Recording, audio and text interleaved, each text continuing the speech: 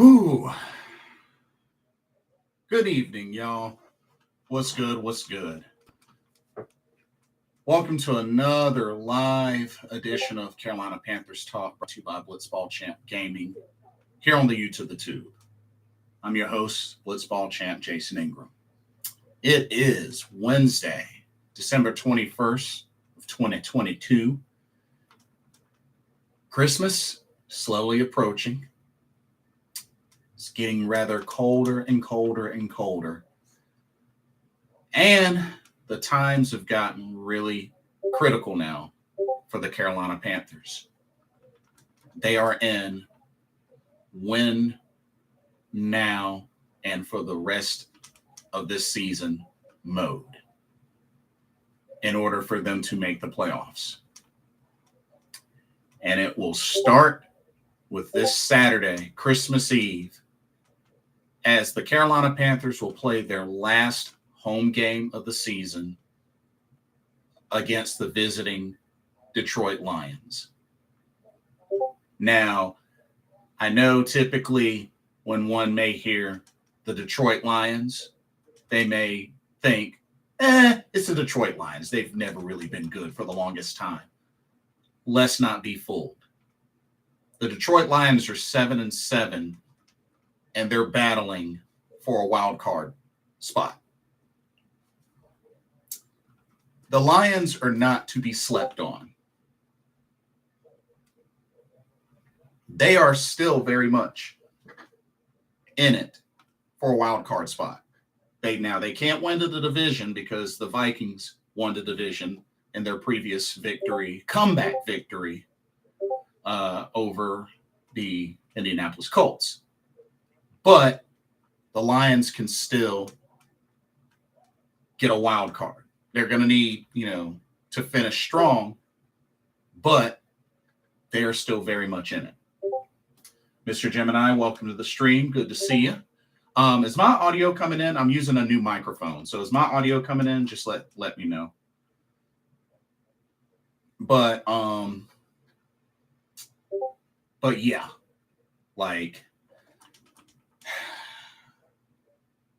this is going to be tough, y'all. This is a matchup that we cannot sleep on. We can't sleep on this. Oh, man. Yeah, this is going to be tough. This is going to be really tough.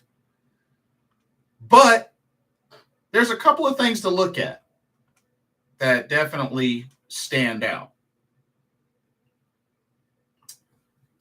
So anyway, we got ourselves a cold Christmas Eve showdown at Bank of America Stadium.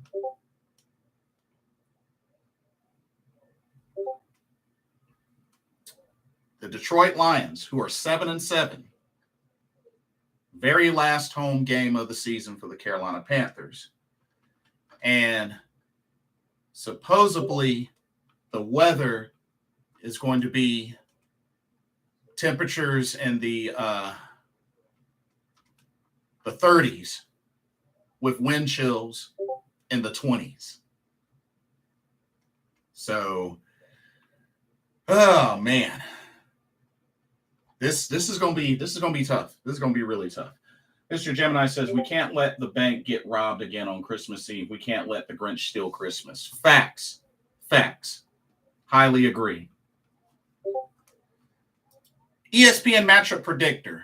Here's the interesting thing. The ESPN matchup predictor has a 57.7% chance that the Panthers win, a 41.7% chance the Lions win, and a 0.5% chance of a tie. So the ESPN matchup predictor is actually in favor of the Panthers.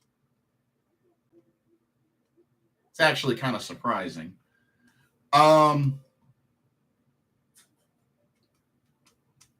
They got a couple of folks on the Lions that are listed as questionable.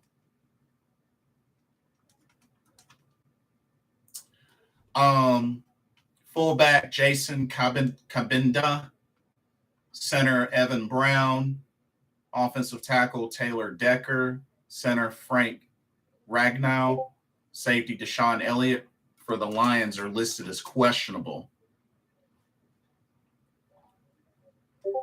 Let me try to see if they have anybody else on that list. Derek Barnes is also questionable, linebacker. Guard Coyote Awosika is questionable as well. But aside from that, I mean, they got a lot of heavy hitters to worry about on their squad. Mr. Gemini says, I heard that this is going to be the coldest home game in Panthers history. That's what they're preparing for. That's what they're preparing for. But yeah, potential high temperatures in the low 30s, wind chills below 20 degrees. So, yeah. Whoo, man. It's going to be crazy. It's going to be really crazy. But we got to go in. We got to go in.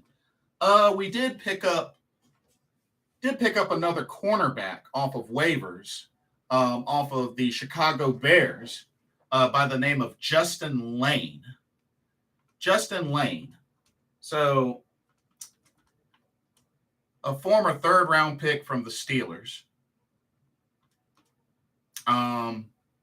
which could be a factor, being that Keith Taylor struggled in the Steelers game.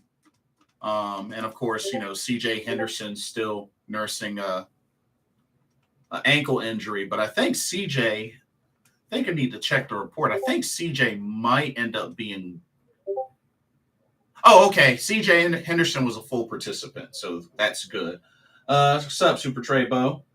Sup, Jason. In Myrtle Beach, Surfside area, it's going to be 22 degrees Saturday morning, cold. Oh, well, I hope you suit up, wrap up really good.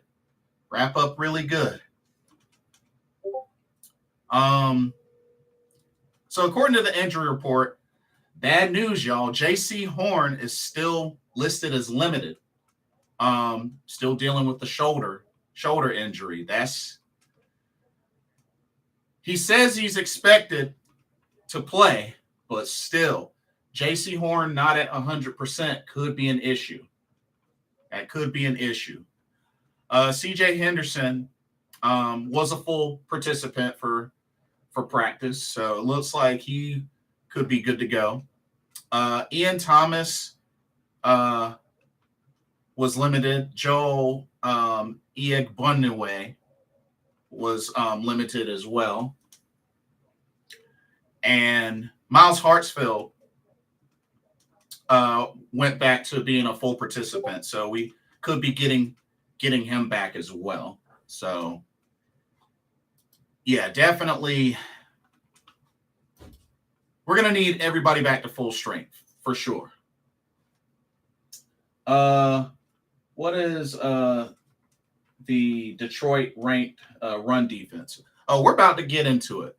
We're about to get into these rankings. Yeah, we're about to dive into it. Okay. So, history. Panthers are 7-3 all time against the Lions. So, for the most part, we've had the Lions number, and we're actually 5-1 at home against the Lions. So, history has been on the side of the Carolina Panthers. But let's take a look at these rankings, because these rankings are very interesting. So check this out, y'all. Check this out. We're going to start with the offense. Statistical comparison of the rankings. Offense. Okay, total yards per game. Carolina ranked 30th. Detroit ranked 4th. So that's a red flag. Rushing yards per game. Carolina ranked 17th. Detroit ranked 14th. Net passing yards per game, Carolina, ranked 30th. Detroit, ranked 8th. Red flag. Sacks allowed, Carolina, tied for 13th. Detroit, tied for 1st, y'all. Red flag. Third down efficiency, Carolina, ranked 30th. Detroit, ranked 11th. Red flag. Points per game, Carolina, ranked 24th. Detroit, ranked 5th. Red flag. Y'all, we cannot sleep on this Detroit offense. They're tied for 1st in sacks allowed. So they've done a very good job of protecting the quarterback. 8th in passing yards. 5th in points scored. 11th in third down efficiency. 4th in total yards. 14th in rushing yards. Y'all. Ooh, man. Our defense is going to be challenged. Our defense is going to be severely challenged in this game.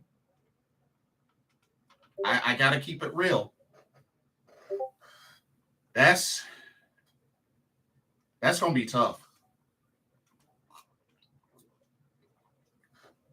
Those are some high rankings on offense for Detroit. Okay, let's look at the defense. Defense is a little bit of a different story. So on defense, total yards per game allowed, Carolina ranked 17th. Detroit ranked 31st. Rushing yards allowed per game, Carolina ranked 22nd. Detroit ranked 26th. Passing yards allowed per game, Carolina tied for 13th. Detroit ranked 30th. Sacks per game, Carolina tied for 23rd. Detroit tied for 21st. Third down efficiency, Carolina ranked 26th. Detroit ranked 31st. Takeaways, Carolina ranked 28th. Detroit tied for 13th. And points allowed per game, Carolina tied for 15th. Detroit ranked 31st. So, y'all, they have a great offense, but terrible defense when you think about it. Mr. Gemini says, Brian Burns and Derek Brown needs to step up. They have been MIA the past few games. Well, here's the thing, Mr. Gemini. Brian Burns is the leading sack leader who just made the Pro Bowl for the 2nd straight year. And Derek Brown just, I believe, just passed K1 Short for most tackles by a defensive tackle in a season. So, I mean, if anything, dang on YGM is somebody that needs to really step up. I mean, the defensive line as a whole needs to really be more consistent. But, I mean, when's YGM going to show up? You know, Matt Ioannidis, when is he going to start wreaking havoc again? You know, like, and it's going to be even tougher because Detroit, they have a great offense, including offensive line. I mean, they're tied for 1st in sacks allowed. They've done a great job at protecting the quarterback from getting sacked. I mean, shoot, they've only given up 19 sacks so far this season. Shoot. And we only got what? 1 sack? I don't know, y'all. I'm just not. I'm just not convinced.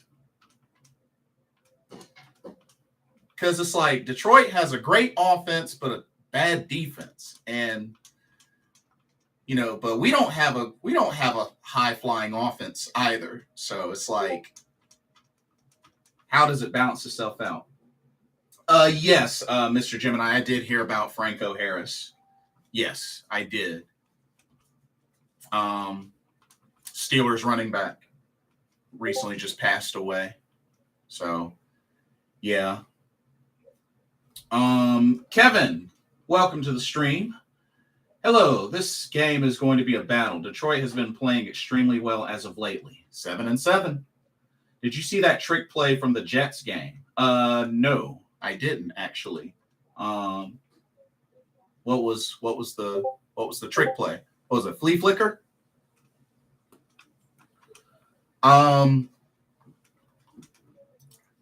Yeah. I got to keep it real with the last play of the game from the offense. Oh, nah, I didn't see it. I didn't hear about it. Fake jet sweep and Brock Wright. Oh, interesting. I'm going to have to look at the highlight for that because I didn't see it. I'm going to have to look at the highlight for that.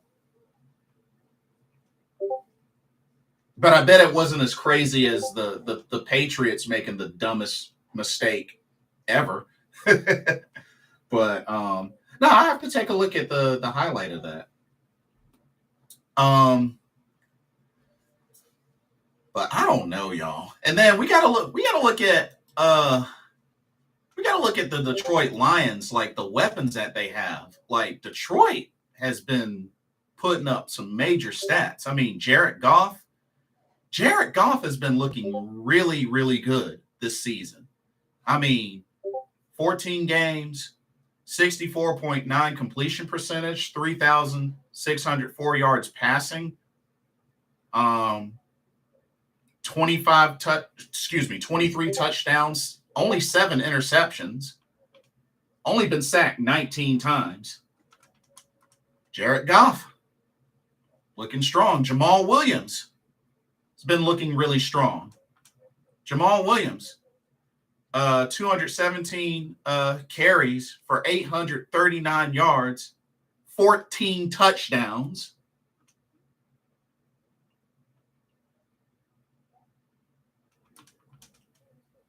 And they've even gotten a little something from running back DeAndre Swift, 78 carries, 427 yards, 4 touchdowns. Whew. And then the receiving unit, Amon-Ra St. Brown, whoo, he's a threat. 89 catches, 974 yards, 6 touchdowns. Josh Reynolds, 34 catches, 427 yards, 3 touchdowns. Whoo. Khalif Raymond, 39 catches, 454 yards.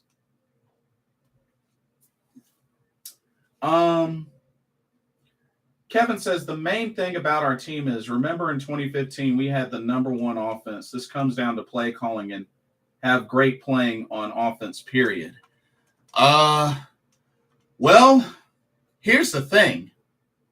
The Lions have a great offense, but their defense is sus, according to the rankings. So it's really an opportunity for Carolina to really take advantage on offense and really come up with a game plan. I mean, because you gotta look at this. You gotta look at this. On defense, Detroit is ranked 31st in total yards allowed, 30th in total passing yards allowed, 26th in rushing yards allowed, 31st on third down efficiency. They have problems getting off the field. 31st in points allowed. So their defense is sus. But at the same time, we haven't really been a great killer offense this season either. So are we going to be able to balance it out this game? I don't know. Mr. Gemini says, I like seeing the Lions win, just not on Saturday. LOL. True. True. The offense of Detroit is powerful in terms of a shout out. Don't think we can beat in that category. Oh, shootout. Gotcha. Shootout. Gotcha. Yeah. I mean, they're in the top 10 in 1, 2, 3, 4 categories. Top 15 in the other. So, and J.C. Horn's not 100% dealing with the shoulder injury, but he said that he should be good to play. Because technically this is a short week, being that we play on Saturday. But I don't know. And Keith Taylor, he got eaten up. But with C.J. Henderson returning, hopefully, I don't know. And then the fact that they're ranked first in sacks allowed on offense, and we barely even got 1 sack in the Steelers game.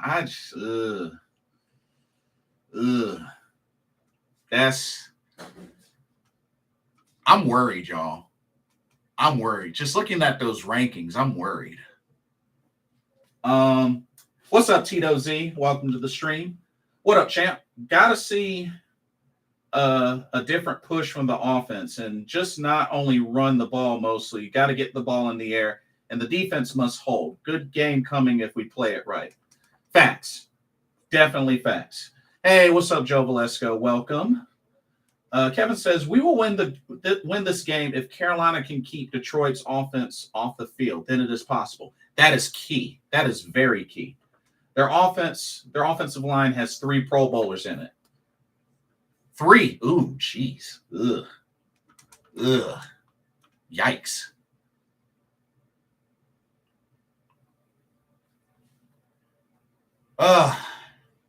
So I'm guessing it's safe to say that one, we need to cause some turnovers. We need to really cause some turnovers. And we need to get to the quarterback, but that's going to be tough. But we need to get some turnovers. That's going to help tremendously. And we gotta come up with a good game plan. Ben McAdoo, you can't screw this up, dude. As suspect as their defense is, we need a good balanced run and passing attack. Because their defense is sus. So Ben McAdoo, you better wake up and get this right on offense. You have an opportunity to expose this Detroit defense. Like, seriously, on the real. Like, Ben McAdoo better not play around, do no dang on stupid, idiotic play calling crap. Mr. Gemini says, in order for us to keep their offense off the field, we must be able to run the ball. Run the ball, maintain the highest in the battle of the time of possession, for sure. Kevin says, wish we had Roman Harper on defense. He was great in 2015. Facts. Mr. Gemini says, I don't want to see a quarterback draw on 3rd and 8. Facts. Or 4 straight passing plays on the goal line. Either way, this will be a great cold weather game. The wind chill is supposed to be like 10 degrees. Facts. Yeah, it's supposed to be really, really low. Really, really low. But our defense is really going to be tested. Like I said, I think they put J.C. Horn on Amon-Ra St. Brown.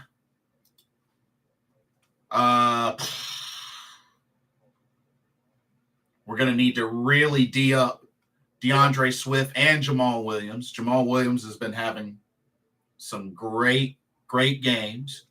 He's on his way to 1,000 yards rushing. And he has 14 rushing touchdowns. So don't sleep on Jamal Williams. The dude has 14 rushing touchdowns.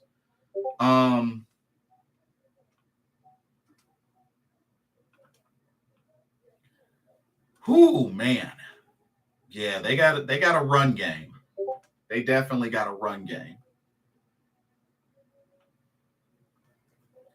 If anything, I'm concerned mostly for our defense, but I will be very disappointed if our offense can't take advantage. Mr. Gemini says the cold weather might help us with our style of play, though. Perhaps. Something to keep in mind, but perhaps. Kevin says, I feel like we will show out because we almost have to at this point. We do have to. And last chance for the playoffs.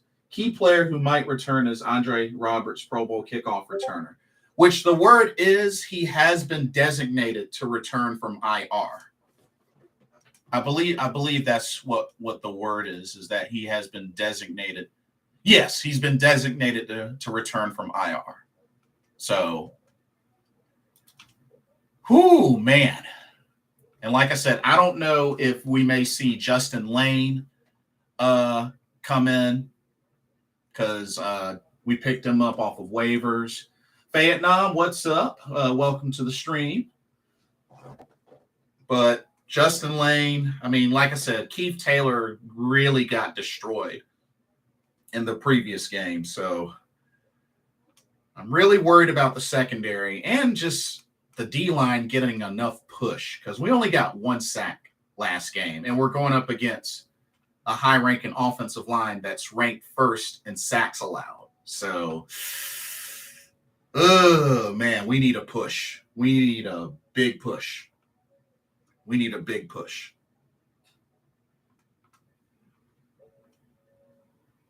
Mr. Gemini says, why don't we give Tay Hayes a shot? I think we probably are going to see some Tay Hayes. I think we are going to see some Tay Hayes. I just got that feeling, Mr. Gemini. Kevin says this will be a very hard game to win, but their team has a good passing game, but our run game could get them. Yeah, we have to definitely establish the run. I mean, last game we only had 21 total yards of rushing. So, which I don't think that'll happen again in this game, but we got to really, like I said, on offense, we got to really be on our P's and Q's. Ben McAdoo can't mess around and make stupid play calls. Like, on the real. With that Detroit defense being sus, I mean, passing yards allowed, they're ranked 30th. Let Sam Darnold throw the ball. Rushing yards allowed, they're ranked 26. We better run the mess out of that ball as well as pass. Total yards allowed, 31st. They're almost dead last. If this is a time that our offense needs to be on fire, this is the game. This is the game that our offense needs to be on fire, like on the real. I mean, third down efficiency, they're ranked 31st. If we can keep the defense on the field, keep their defense on the field, we got a shot. Points allowed, they're ranked 31st. So, I mean, the evidence is there. We just got to execute. We went away from the 3 running back system against Pittsburgh. That is true. I mean, I don't even think Blackshear had 1 carry in that game. I think it was Chuba had a little bit, and Deontay Foreman had 14 carries, I believe, if I remember correctly. But Kevin says, also what scares me about Detroit is they find ways to win. They may not be pretty, and that is what good teams do. They beat the Jaguars and Vikings, which have been great comeback teams this year. So that is impressive for the Lions. Oh, yeah. And even just in the talent that they have, they can get it done. They can definitely get it done. But yeah, we gotta be on our A game. Gotta really be on our A game.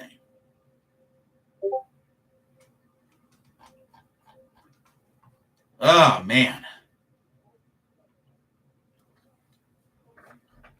And then when you think about it, you look at the teams the Lions have beat. They beat Washington, Green Bay, Chicago, New York Giants, New York Jets, Minnesota, Jacksonville. I mean, they've beaten some pretty decent teams this season. I mean, they've lost to some good ones, but they've beaten some pretty decent teams. And they're still in the wild card hunt.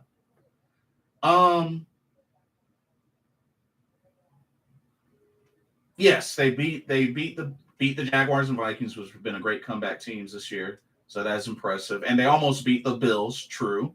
The Texans got their only win against Detroit, which is true. David Screws, it's been a while, man. Where you been? Good to see you. Welcome to the stream. And the Lions beat the Jaguars with Trevor Lawrence playing like an MVP. This is true. But yeah, y'all, we can't sleep on the Lions. But I gotta say this. I gotta go ahead and say this. I have to go ahead and say this. NFL, Pro Bowl voters out there. What the heck? How the heck y'all gonna snub J.C. Horn to the point of a third alternate for the Pro Bowl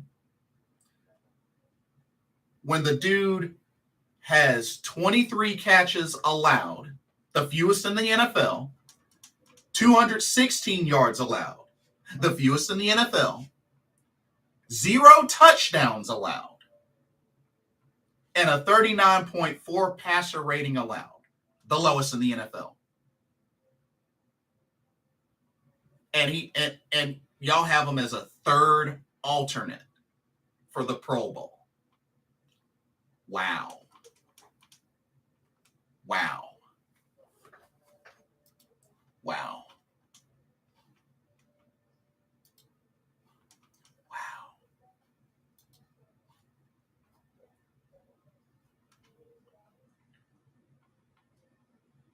What in the world?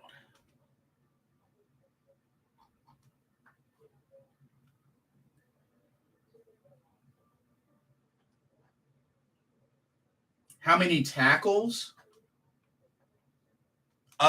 He has 49 total, 36 of them are solo. Vietnam says it took a lot of losing for the Lions to acquire that talent. I wish that the Panthers could get top tier talent from this upcoming draft. There's still a chance. There's definitely still a chance, especially even like with where they're sitting at now and the draft picks that we have. That's still very doable. Let's see. It's going to be a tough game. Facts.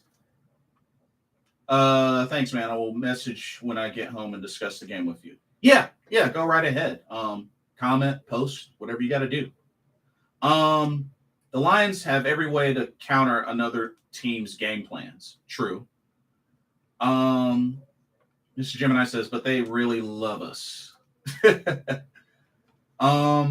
Kevin says, tackles seem to be a huge criteria for Pro Bowl players, especially linebackers and cornerbacks, defensive backs. I mean,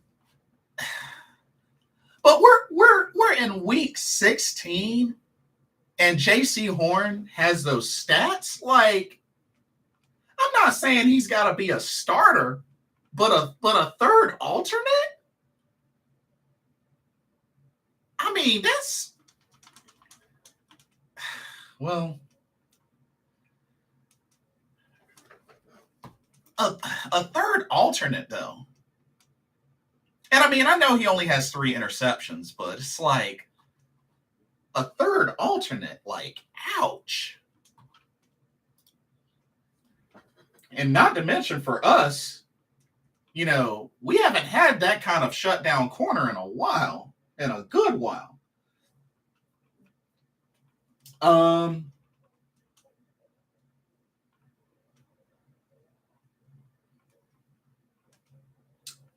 Let me see. Super Trebo. Jason, is because we're the Panthers. That's why JC is not higher, because we're not Mr. Popular Team, unfortunately, like other popular teams. Super Trebo, there are plenty of other teams, non-winning teams, that have players in the Pro Bowl. That's not an excuse. JC deserves to be in the Pro Bowl. Yeah, I believe so. That's just me. That's just me.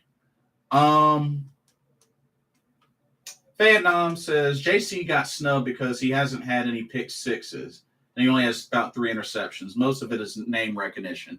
Yeah, I mean, he came close one time to a pick six, but just, yeah. I mean, you get that many interceptions and then some, that's going to increase your stock.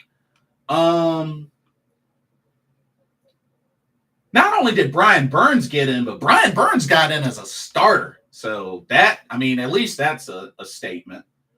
And that's an even more reason that, we got to, I know there's some Brian Burns haters out there that vouched for him to get traded. I hope for the second year in a row of him making the Pro Bowl that convinces them otherwise. Is Surtain a Pro Bowler? You know what? We're about to find out. Let's actually take a look at the Pro Bowler list. Vietnam says not since Josh Norman. How did you feel about James Bradbury? Vietnam. How did you feel about James Bradbury? Maybe because they want those Pro Bowlers on winning teams. Our players are talented. Brian Burns got in. True. J.C. Horn's feet seem to be a problem. I mean, he did have that bad foot injury from the freshman season, but I mean, he's bounced back, I would think.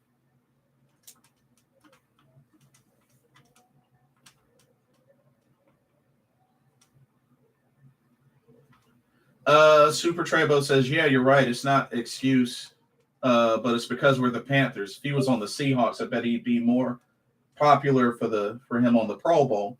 But it's not like we're the worst team. We're not even the worst team, Super Trebo. We're not even the worst team.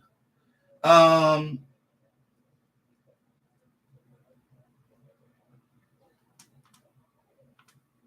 because he tripped? Did you ever see Kurt Coleman tripped? No, but Kurt Coleman's in the same position as J.C. Horn without a Super Bowl. Anyway, Pro Bowl.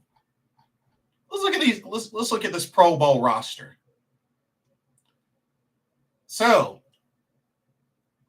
you know what? Let's do AFC first. Let's do AFC first. AFC. Your quarterbacks: Patrick Mahomes, Josh Allen, Joe Burrow. With Patrick Mahomes as the starter. That makes sense. Running backs: Nick Chubb, Josh Jacobs, Derrick Henry, with Chubb being the starter.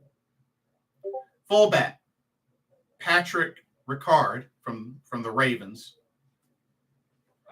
Your wide receivers: Tyreek Hill, Stephon Diggs, Devontae Adams, Jamar Chase, with Diggs and Hill as the starters. Tight ends: Travis Kelce, Mark Andrews. Travis Kelce, your starter.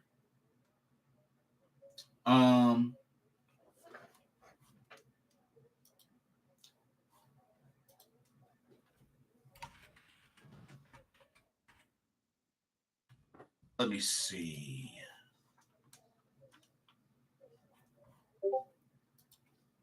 Where was I? Oh, I was on tight ends. Let me keep going down. Offensive tackles: Laramie Tunsil, Taron Armstead, Orlando Brown, with Laramie Tunsil and Armstead as the starters. The guards are Joel Bitonio, Quentin Nelson, Joe Thuney, which Bitonio and Nelson are the starters. Yes. Vietnam says Bradbury was all right, but he didn't make any splash plays, pick sixes, touchdowns, etc. It's a lot like JC. JC is way better, though. Josh Norman had splash plays every game, just about, especially 2015.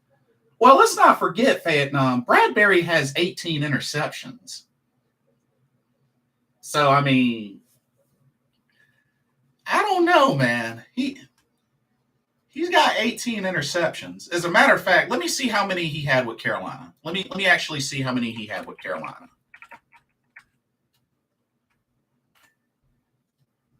I know for one of the, I think the first year or whatnot, he was injured. I mean, 3, 4, 5, 6, 7, 8. I mean, he got 8 interceptions with Carolina. So, I mean,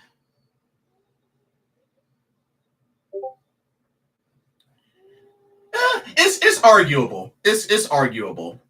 But, I mean, I don't know. 8 interceptions with Carolina, that's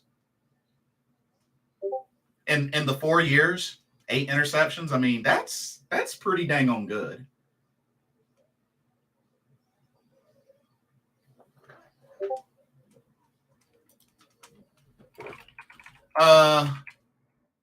You know what? Let's see.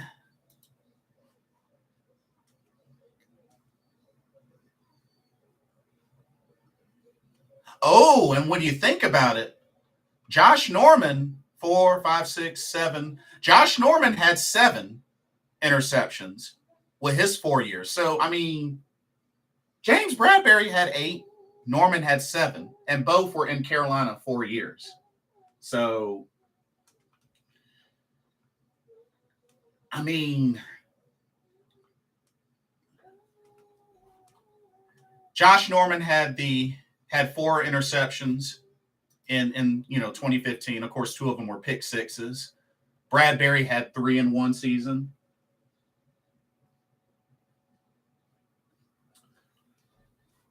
Let's see.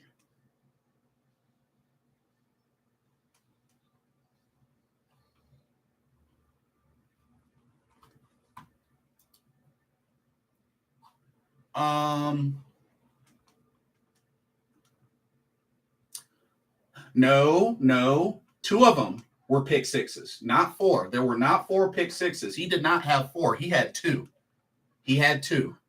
Nah, he didn't have 4. He had 2. Remember, 1 in the Jaguars game, 1 in the Bucks game. He only had 2 pick sixes. Oh, you got notifications turned on. Nice.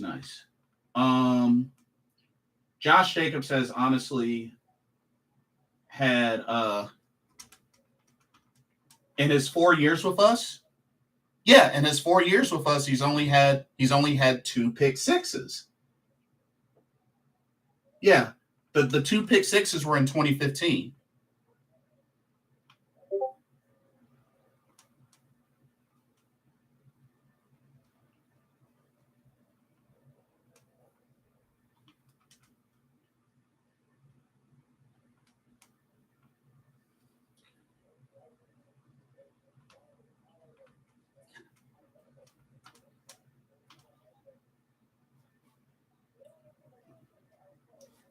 Let me see.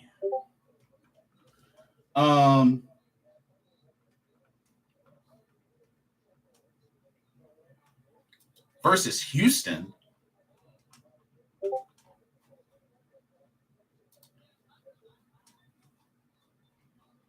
Wait, are you talking about in 2015?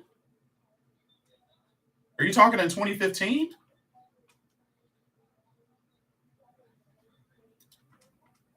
Yeah, he didn't have.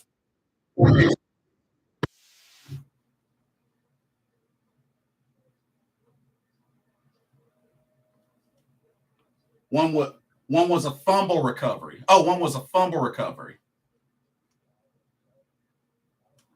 Fumble recovery for a touchdown?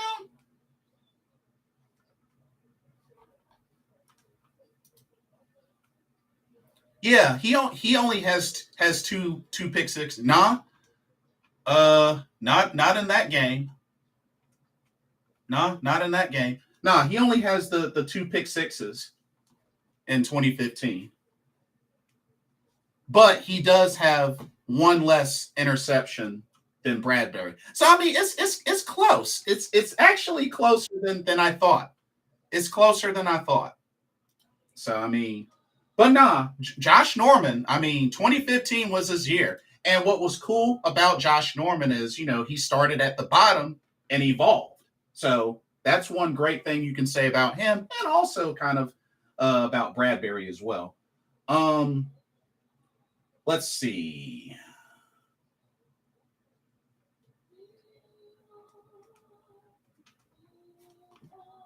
And then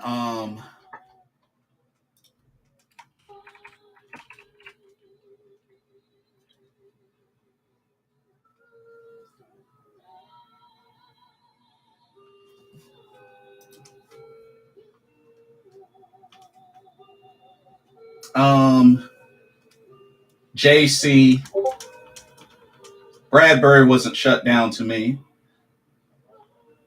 I mean, 2 Pro Bowls, 18 interceptions, 4 forced fumbles. I don't know.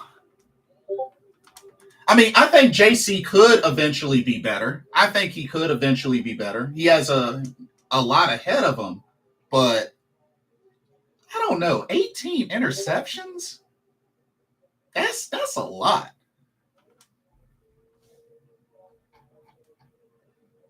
Um, David says, I'm gonna think opposite. I think we're gonna beat down the Steelers, and we lost. So I'm gonna say we're gonna lose against Detroit, hoping that the Panthers get the sun. I like what you did there. I wish we would have kept Rasul Douglas. He's doing very well this season with the Packers. Facts. But no, it's a fair comparison. It's a fair comparison. Norman and Bradbury. It's a fair comparison.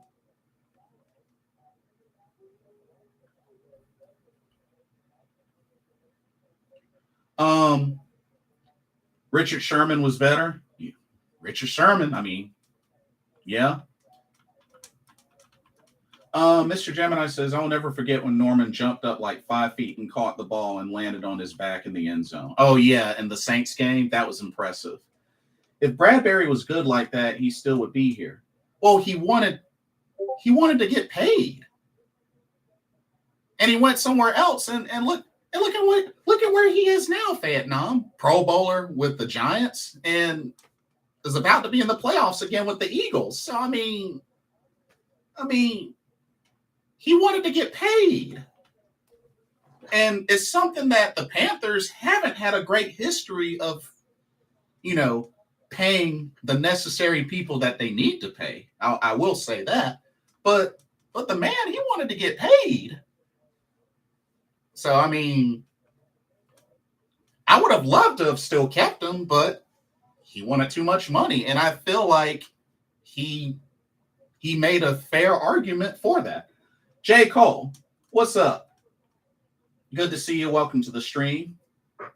Oh, trust me, I would love to have James Bradbury. Are you kidding? Shoot. I would love to have James Bradbury back, especially now. I would love to have him back. Steve Smith will never get paid enough. Yeah, you're right. Especially if he gets snubbed out of the Hall of Fame again.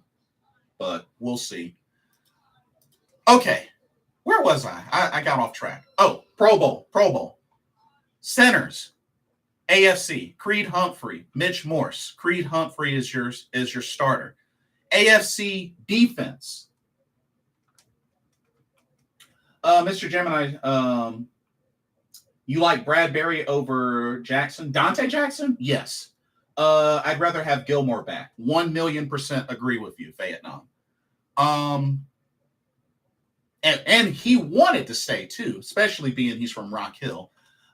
Defense on AFC. Defensive ends, Myles Garrett, Max Crosby, Trey Hendrickson are your ends, with Crosby and Garrett as your starters. The interior linemen, the DTs, Chris Jones, Quinnen Williams, Jeffrey Simmons, with Williams and Jones as your starters. Outside linebackers, Matt Judon, Khalil Mack, TJ Watt. Judon and Mack are your starters. Inside and middle linebackers, Roquan Smith, CJ Mosley. Roquan Smith is your starter. Cornerbacks, and they are loaded. And to answer your question, Gemini, yes. Sauce Gardner, Patrick Surtain II, Marlon Humphrey, Xavier Howard, with Sauce Gardner and Surtain II as the starters. Free safety, Minkah Fitzpatrick. Strong safety, Derwin James and Jordan Poyer, with James as the starters. Long snapper, Morgan Cox. Punter, Tommy Townsend. Place kicker, Justin Tucker. Return specialist, Devin Duvernay. Special teamer, Justin Hardy.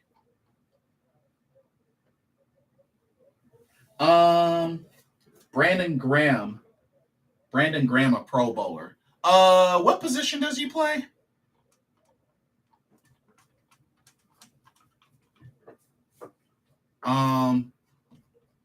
Here, we're about to switch to the NFC side. So that's the AFC side. Defensive end on the Eagles. Oh, okay. We're about to find out. Vietnam says most of those players are top 10 picks. We should have kept building the team. We definitely had a chance to. Here we go. Okay, NFC. Quarterbacks. Jalen Hurts, Geno Smith, Kirk Cousins. Hurts is the starter. Running backs. Saquon Barkley, Tony Pollard, Miles Sanders, with Saquon Barkley being the starter. Fullback, Kyle Juszczyk. Wide receivers, Justin Jefferson, A.J. Brown, C.D. Lamb, Terry McLaurin, with Brown and Jefferson as the starters. Tight ends, George Kittle, T.J. Hawkinson, with Kittle as the starter. Offensive tackles, Trent Williams, Lane Johnson, Tristan Wirfs, with Johnson and Williams as the starters. The guards, Zach Martin, Landon Dickerson, Chris Lindstrom, with Martin and Dickerson as the starters. Centers, Jason Kelsey, Frank Ragnow, with Kelsey as the starter. Oh, Mr. Gemini says, and I'm not saying he's not good, but they got Surtain over Horn when Horn has the lowest grades in the NFL. A joke? I think Surtain. Let me see Surtain's stats.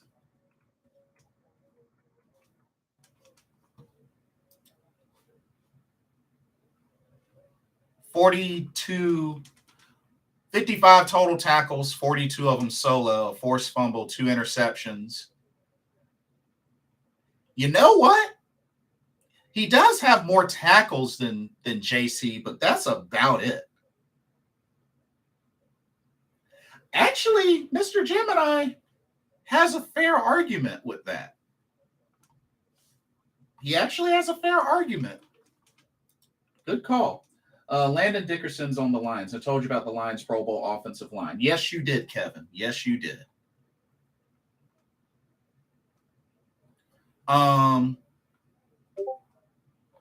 Landon Dickerson. Wait, he's on the Eagles. He's on the Eagles. Yeah, he's on the Eagles, actually.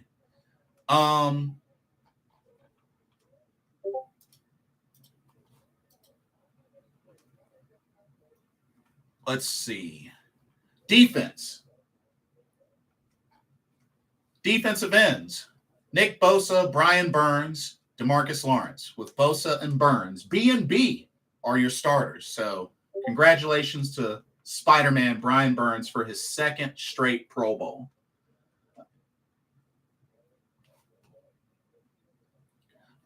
He's on the Eagles. Interior linemen, the DTs, Aaron Donald, Jonathan Allen, Dexter Lawrence, with Donald and Allen as your starters. Outside linebackers, oh, y'all are going to hate this. Micah Parsons, Darius Smith, and one that we should have never let go, Hassan Reddick, with Parsons and Smith as the starters. Inside middle linebacker, Fred Warner, Demario Davis, with Fred Warner as the starter.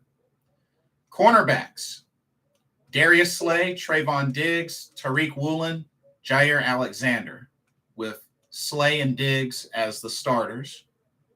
Free safety, Quadre Diggs.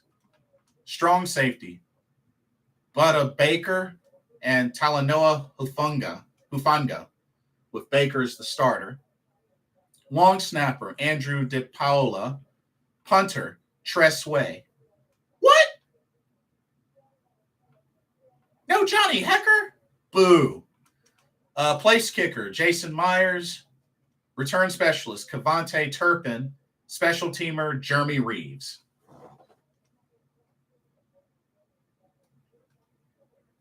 So that is your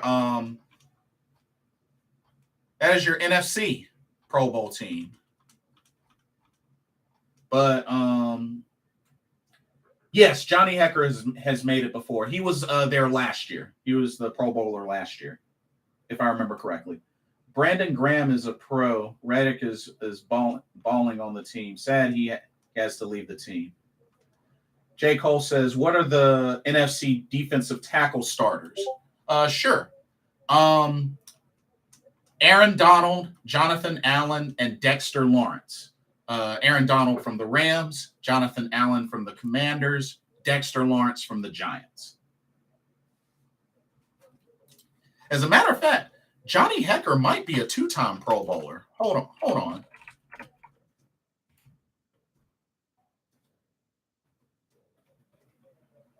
Oh, actually, Hecker's a four-time Pro Bowler. I'm sorry. He's a four-time Pro Bowler, but he won the Super Bowl last year. Okay, that's where I was confused. So, yeah, he's a four-time Pro Bowler.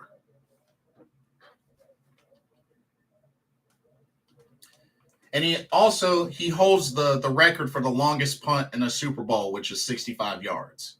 So,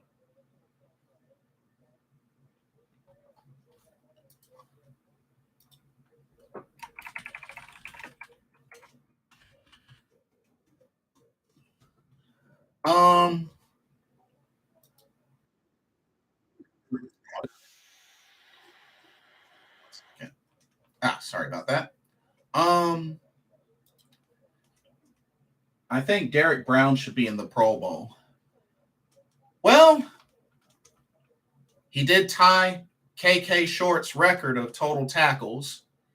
Only has one sack. He does have an interception. That was one crazy thing. He actually pulled off an interception. But one thing I will say that he's been improving each season, and he's been healthy.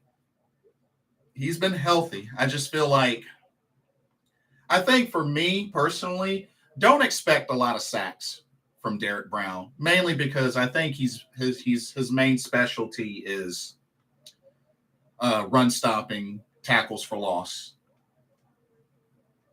But yeah, I do agree with Vietnam. I think we should definitely kind of retool our D-line. Brown played his butt off this year, but he needs some help. Yeah, I think we do need to consider retooling our D-line. Tom Brady is a 20-year Pro Bowler, right? Maybe 10. I don't know about 20. Maybe 10.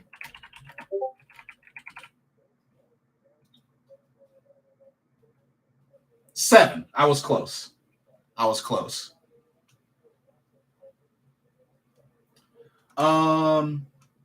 Carter, my pick.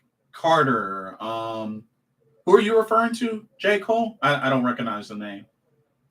Because I mean, when we look at our D line, I feel like the only folks that have really done a little something on our D line have been Brian Burns, Derek Brown, and Marquise Haynes.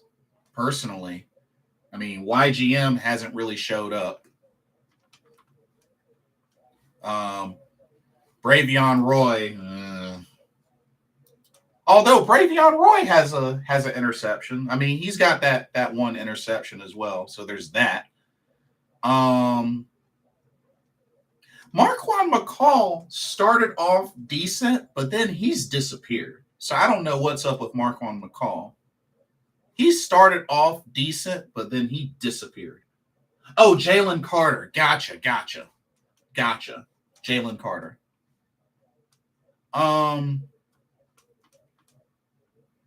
But yeah, I think we really need to consider retooling our D line. YGM. Yeah, YGM just I don't know. That could actually yeah, YGM I mean, he's got 2 fumble recoveries. I mean,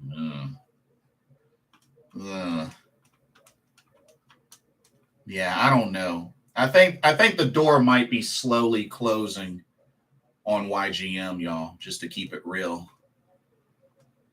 And I hate to say that, but the door might be closing on YGM.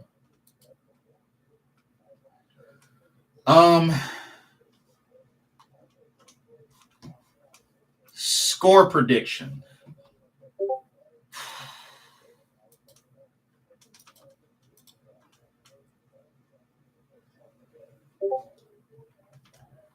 Score prediction.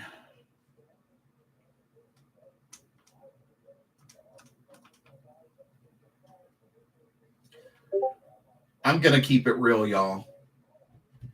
I'm going to keep it real. Score prediction.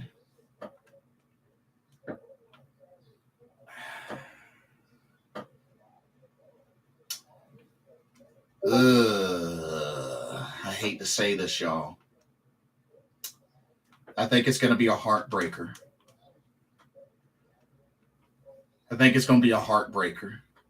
You know what? I think our offense is going to bounce back and put up some points.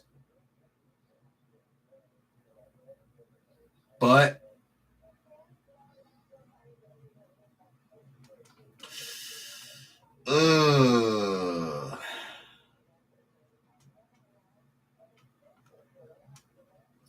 I'm going to say 31-28 Detroit. Detroit wins by a field goal.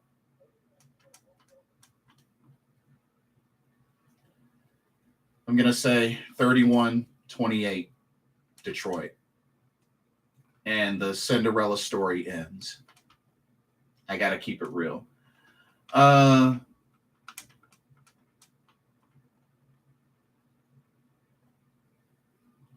If we have a choice to pick between Will Anderson Jr. or Bryce Young, who are you picking? That's tough. Because I mean, both are in need. Both areas are in need.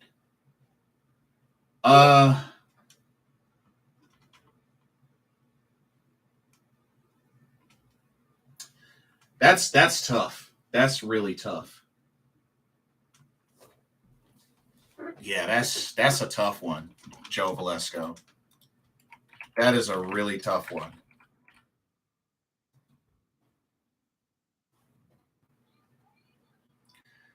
But here's my thing.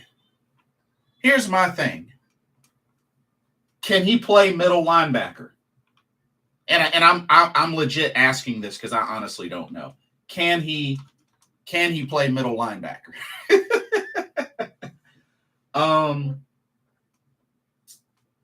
YGM pick was never a good one for me.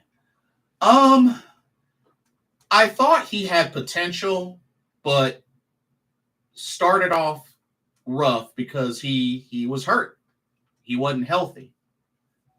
But I think based on what he could do, I felt like potential was there, but just started off rocky because he wasn't healthy.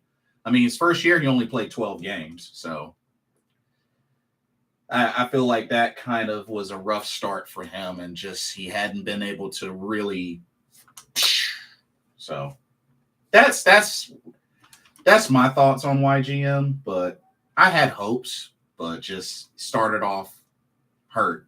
So Tito Z says 24-10 Lions. Sorry. Nah, I get it. I totally get it.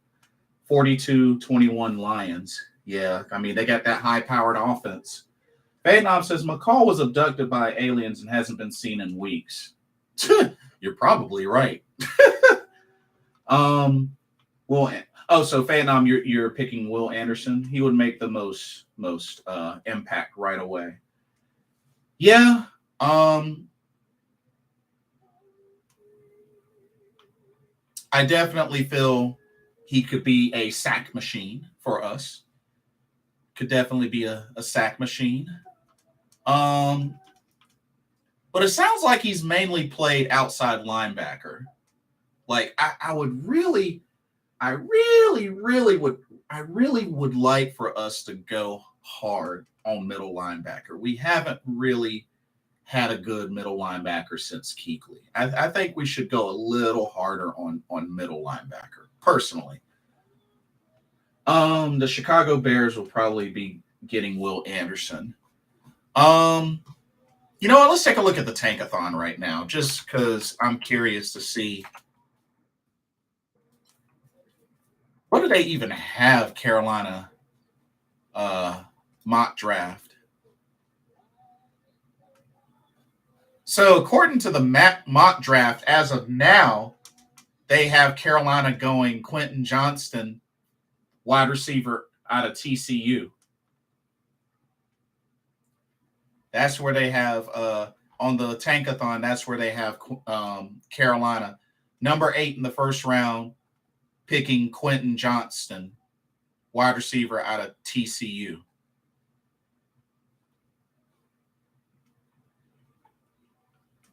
And they actually, J. Cole called it.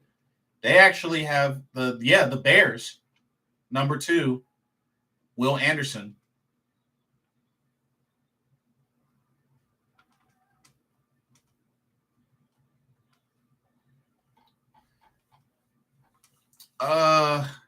And Bryce Young is probably going to go to the Texans.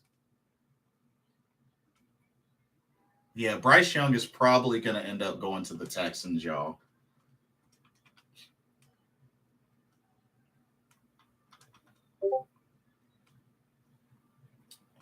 To be honest, just depending on how we finish, because I think we still will probably finish in the top 10.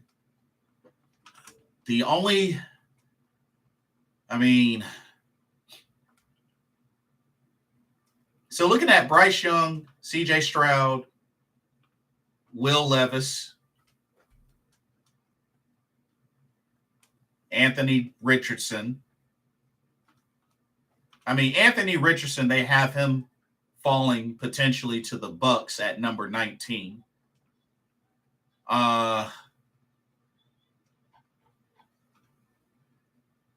To be honest, y'all,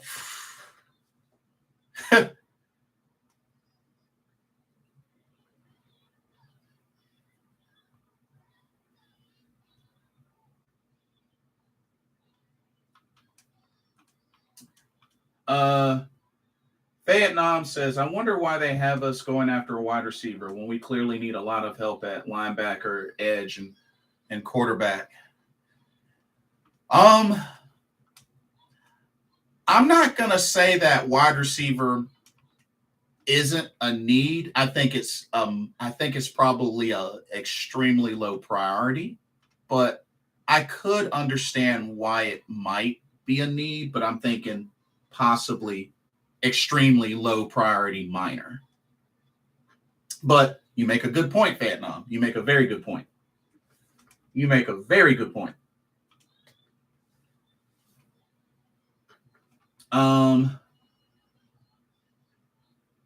Joe Valesco says, we pick a wide receiver. I want the Ohio State guy. Are you talking about Ohio State guy? Are you talking about Jackson Smith Jigba? Is that who you're talking about? Because that's who I see on this list.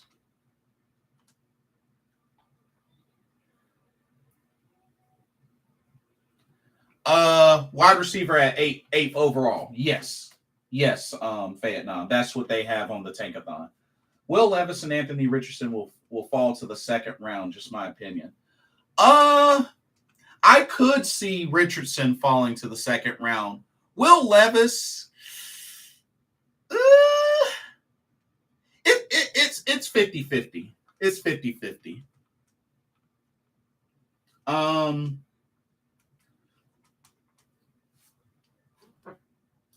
Let's see. Oh, got the caps lock on. Wait a minute. Joe Valesco, you want to get a wide receiver that only has 5 catches and 43 yards right now?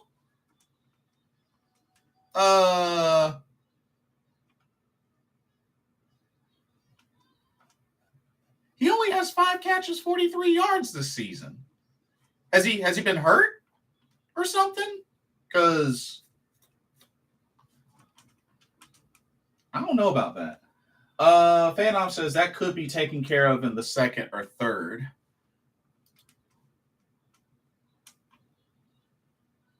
Not sure how big the market is going to be in the draft for wide receivers personally. So it's possible. It's possible. I don't know. So looking at what they have so far, just to give y'all an idea. Texans at number 1 going Bryce Young, quarterback. Bears at number 2 going Will Anderson from Alabama. Seahawks going CJ Stroud, quarterback, Ohio State.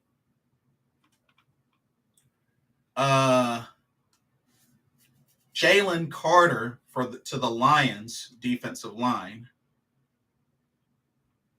Cardinals at number 5, Miles Murphy at edge from Clemson.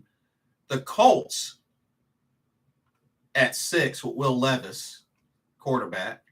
Tyree Wilson at 7 for the Falcons, edge rusher. And then Quentin Johnston, wide receiver TCU for Carolina.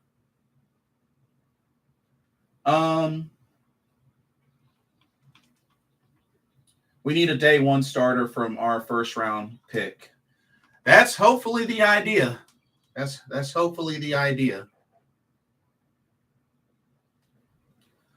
I don't see the Seahawks picking a quarterback. Well,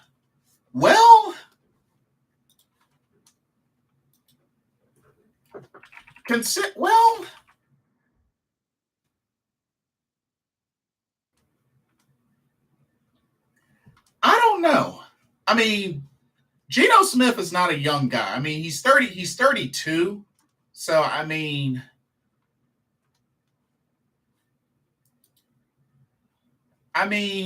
they could, unless they plan on, there's always Drew Lock, who's 26. So, I mean, I won't put it out of the picture, but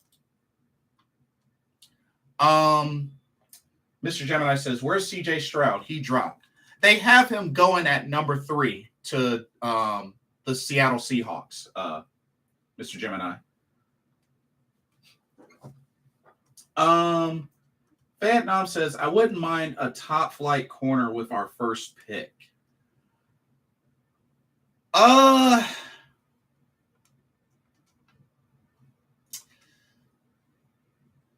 I mean, do you have an idea of who you would consider Vietnam? Like, is there a name that comes to mind by chance? Um, who they have at the top so far is Keely Ringo, cornerback out of Georgia, going to the Eagles at number 9.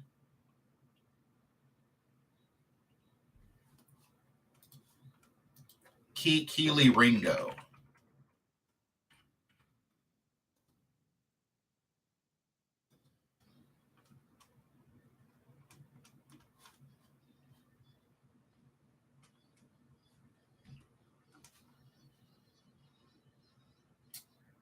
David agrees. Ringo, you prefer? Oh, Vietnam says no. Oh, did you have a different name in mind? Because that's who they have at the top. There's also Joey Porter Jr., cornerback out of Penn State, who currently has 11 pass deflections.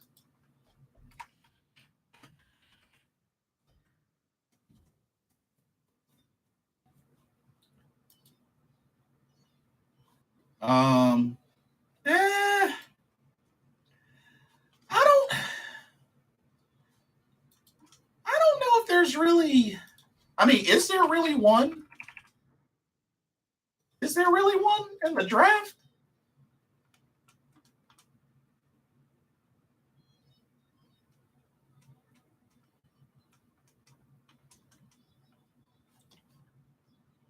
Because now I'm really curious. Oh no, you good, Mr. Gemini? You good? There is also Christian Gonzalez, cornerback out of Oregon, but he's at 15, going to Seattle. So, Seattle's got two picks in the first round.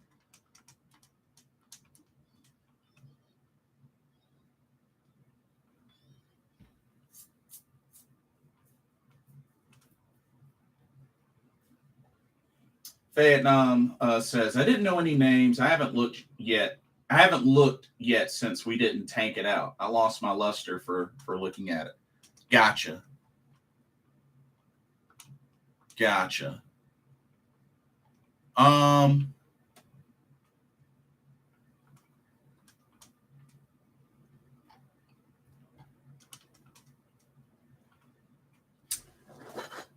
Joe Valesco says full linebacker. We can go Noah Sewell. Noah Sewell. Noah Sewell. I guess in the second round. Linebacker out of Oregon. Noah Sewell, linebacker out of Oregon.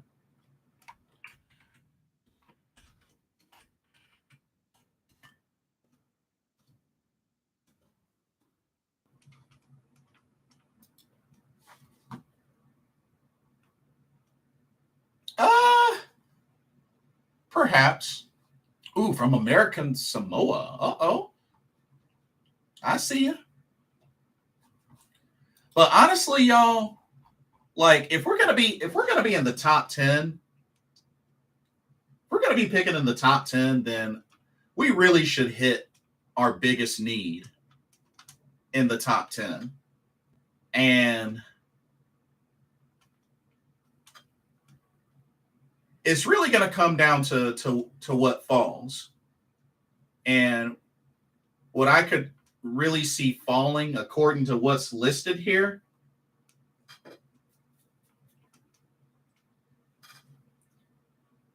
then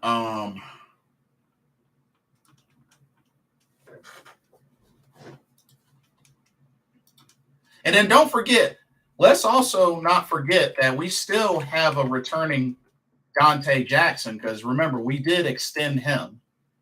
We did extend Dante Jackson. So at least we know we still have him. So he would be returning. Hopefully that is. But see your point. If you pair JC with another stud cornerback, that would be nasty. But I haven't studied who's out there. I mean, according to this mock draft, well, actually, let me see. Let me actually see who they have in the rankings.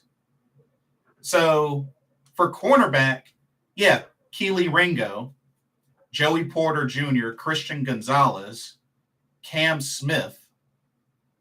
Cam Smith, another South Carolinian, just like J.C. Horn. But Christian Gonzalez, that dude has 4 interceptions. Clark Phillips III has 6 interceptions, but he's a little low on the height at only 5'10".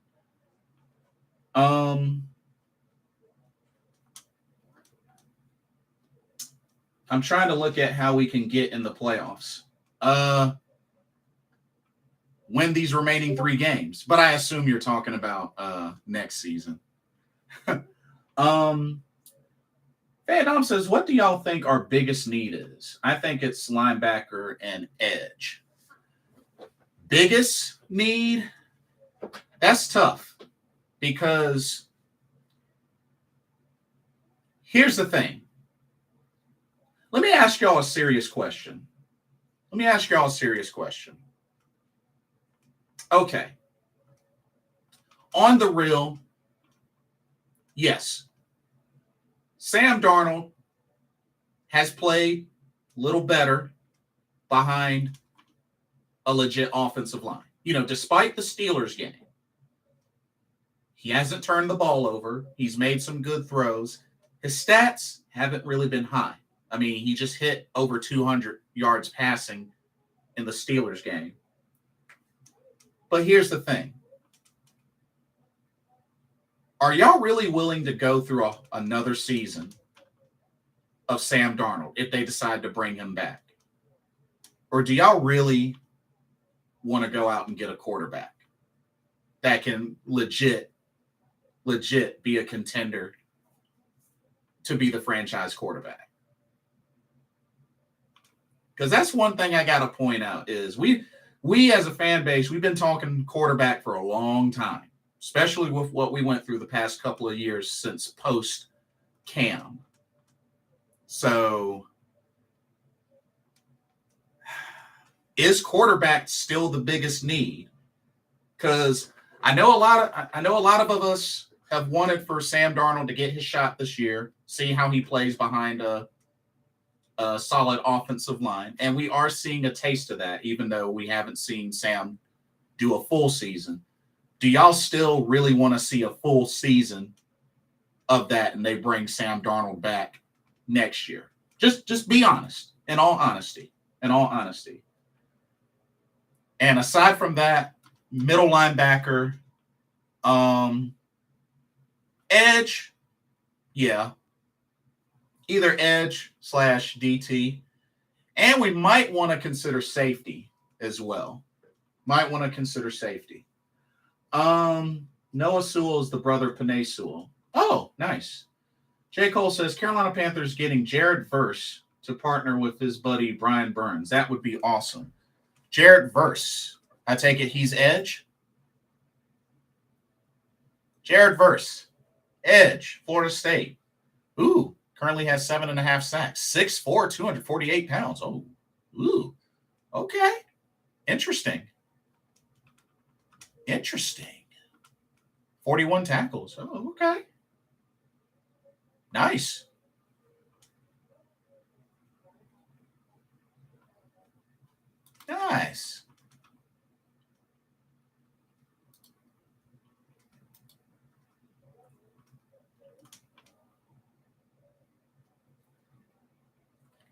But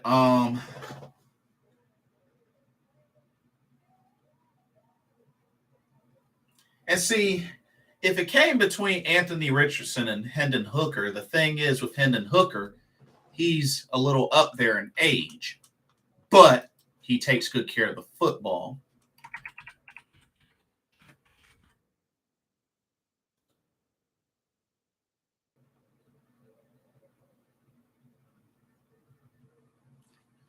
and it was announced that he's oh well he didn't play in the Las Vegas Bowl, and they got destroyed.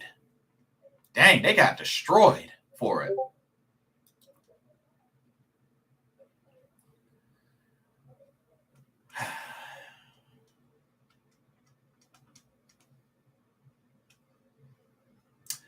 Well, he's a dual threat. He's another dual threat. I mean, I don't know how y'all feel about getting another dual threat, but he's a dual threat. I mean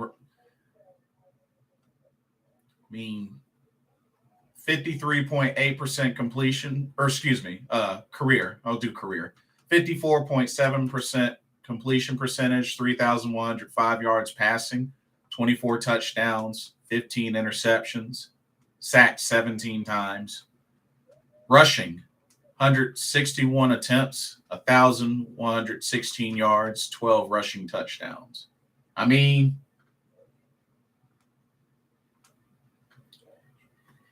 it'd be another dual threat.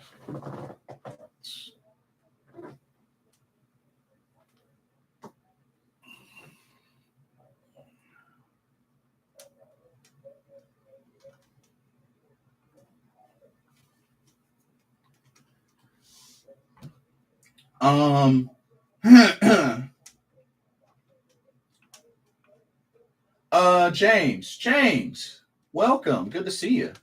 Hopefully Brady loses against the Cardinals. That'll save us a lot of work. That would help. That would definitely help. Vietnam says, I really wanted a quarterback, but since we can't get a top one and I don't want to wait on another project like Corral, I would go ahead and rock with Sam. Sam will give us a shot at picking first overall. Wait, so are you saying that you would, take another season with Sam and hoping that we play worse again so that we can get a first overall pick? Is that what you're saying? Tito Z says, no, not Sam again, but we are in a pickle because drafting a new quarterback, we don't know what we're going to get at the end of the day. We're always rebuilding and have not seen Corral at all. Keep PJ. Keep PJ may also be a legit option as well. J. Cole says, I would love Carolina Panthers to draft Bijan Robinson, but it's a long shot. Bijan Robinson from the Longhorns. Oh, running back? I mean, do we? I don't think we really. Honestly, I think we should really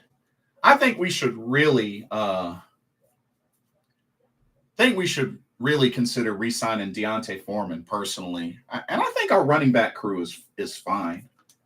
Mr. Gemini says, I'm tired of losing. Yes, me too, definitely. Vietnam says no. Yeah, but okay, so you say no, but you say Sam will give us a shot at picking first overall. I mean, that's essentially means we would have to lose a lot, though, bro. Like, the worst team picks first overall. You know what I mean? So it's like, it's a tough one. It's really a tough one because I agree with Mr. Gemini. I'm tired of losing as well, and we can't keep banking on. We can't keep banking on hoping we draft, and have to sacrifice multiple losing seasons in a row. I mean, we haven't been to the playoffs since 2017. It's been a hot minute. And I'm sure if we were to keep Steve Wilkes, he's not going to want to, deal with that. Joe Valesco says, draft Anthony Richardson and start PJ Walker. I don't know about that, Joel. I don't know about that. I mean,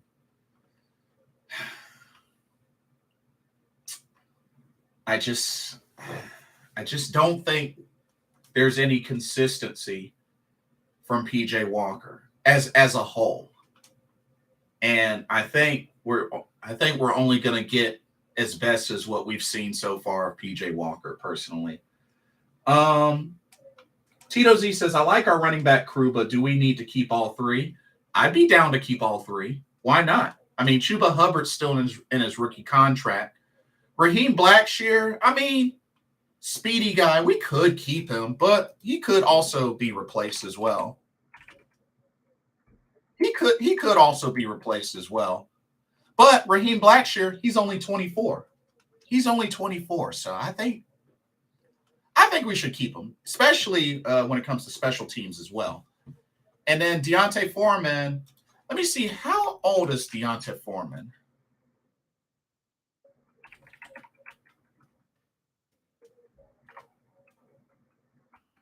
Let me see how old Deontay Foreman is, actually. Let me see. 26. So, I mean, I say we keep all three. If we can, keep all three. Why not? Yeah, David Screws, I agree. Three-headed monster, baby. Yeah, why not? Why not? I mean, we found our power runner in Deontay Foreman, which I think we can build off of. And, you know, we got our speedy guys as well. We got two in Chuba Hubbard, and Raheem Blackshear can come in for carries as well. So I'd say why not? James says, thoughts on the Lions comeback? I mean, the Lions, they're tough. They're tough. I mean, they've beaten some good teams this year, and they have a high-flying offense. I mean, with rankings in the top 10 and top 15. So it's not a surprise that they're 7-7 and fighting for a wild card.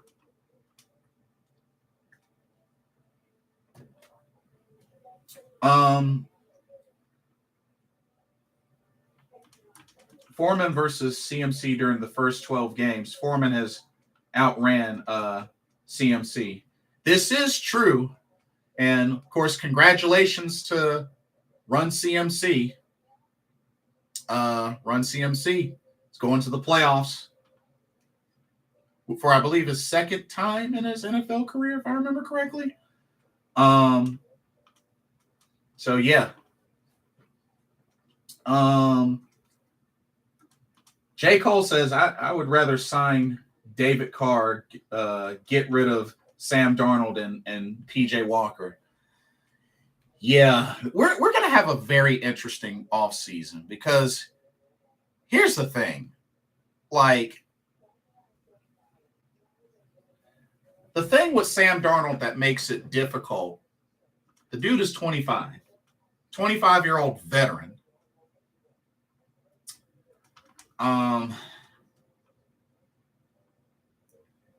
But my thing is, I feel like Sam Darnold is a game manager and not really somebody that we're going to see get 300 yards passing consistently, especially not with Ben McAdoo. Now somebody could argue and be like, if we had a different offensive coordinator, maybe it'd be different. I don't know. But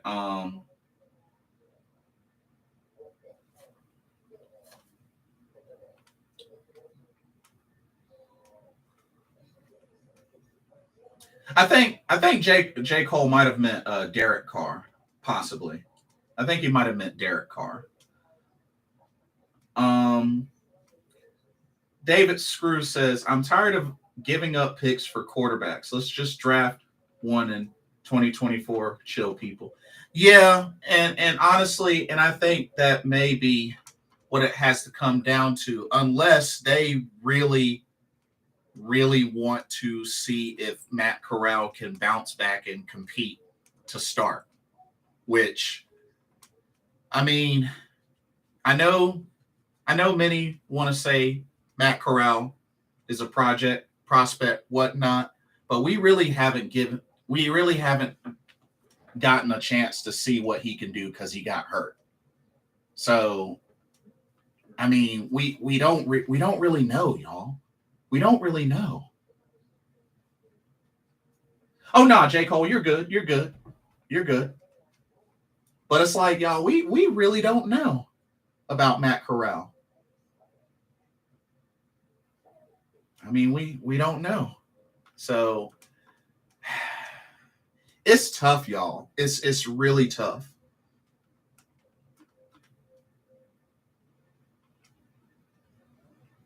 Because my thing is, we've gotten a taste of Sam Darnold behind this O line, and there have been some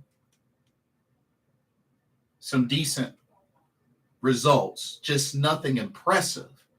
Sam Darnold has done his job for the most part, minus the Steelers' loss, which wasn't really his fault. Sam Darnold played decent, but he hasn't been impressive, even behind this O line. He hasn't been impressive. The only thing that he's done is put up a touchdown pass or 2 or 3, and hasn't turned the ball over. So, Tito Z says, just to be real, this is Ben McAdoo's first season. Are you going to give him a chance or start over yet again? No. Ben McAdoo is the worst offensive coordinator. I thought Joe Brady was bad, which, I mean, Joe Brady, back in college was never an offensive coordinator. He was a passing game coordinator. But honestly, I would have dealt with another year of Joe Brady before dealing with another year of Ben McAdoo. I'm sorry. Ben McAdoo just, oh my God. Oh my God, man. Ben McAdoo. David says, McAdoo's presser was hilarious. It starts like this. Good morning. How can I help you? Makes me think of fast food. Hello, sir. How can I help you today? How can I serve you? May I take your order? Keep pounding. Thank you so much for the sub and welcome to the stream. McAdoo is running game management style offense. That won't cut it when the NFL goes back to normal. Better than Joe. And then again, many can argue, was Joe Brady ever really a offensive coordinator? But just, I'm sorry, the 4 straight passing plays on the goal line and the 3rd and 8 calling a quarterback draw in the red zone just really, really rubbed me the wrong in the worst way. Like, I don't know what Ben McAdoo be thinking. Like, personally, y'all, I got to keep it real. Ben McAdoo just... And I feel, and part of me feels like such a fool because I was hoping with his experience as an offensive coordinator, which he had some sort of success with the Giants, would translate. But oh, was I riggedy wrong. Kevin says McAdoo has shown no signs of creativity. Facts. And the sad thing about it is Sam Darnold has a deep ball. Sam Darnold has a deep ball. And he's been getting time. I just don't know what is up with the plays being drawn up. But just McAdoo ain't it, y'all. I just got to keep it real. Ben McAdoo, he ain't it. He ain't it. Nah. He ain't it. Just gotta keep it real. He ain't it. Ben McAdoo ain't it. Phantom says the offensive coordinator should give the quarterback the option to change the play according to what the pre-snap reads are. Either McAdoo is incompetent or Sam just can't get it done.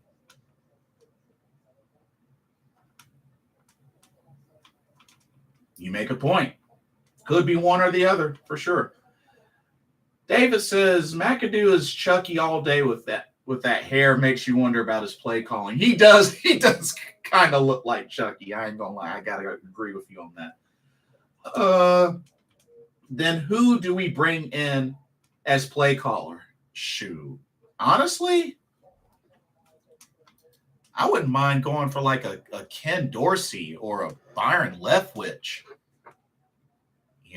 Somebody that's had more success, that's been really proven. I mean, Ben Johnson would be nice too, just although he may be in line for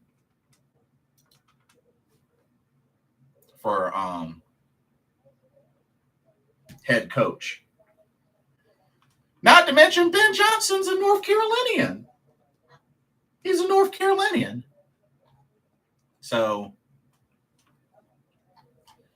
David Tepper doesn't sign Steve Wilkes. Which coach would you like to sign? Ben Johnson. Ben Johnson would be cool.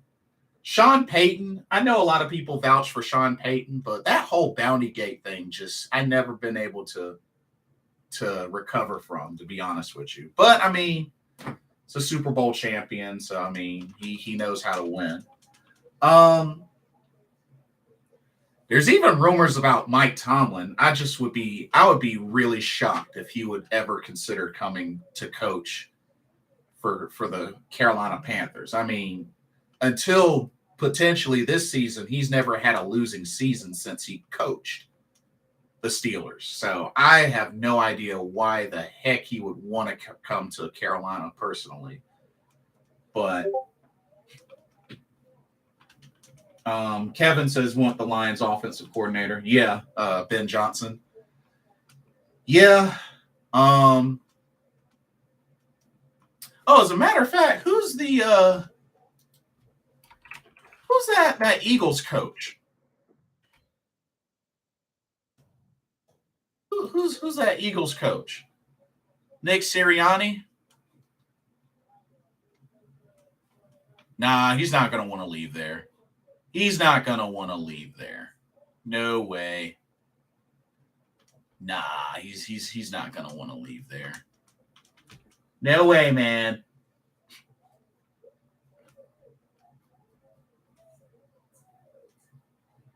Scott Turner?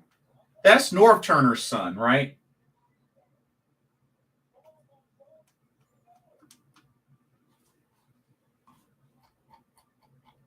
Scott Turner, yeah. Yeah, Scott Turner would, Scott Turner would be cool. Yeah, why? Yeah, actually, why not?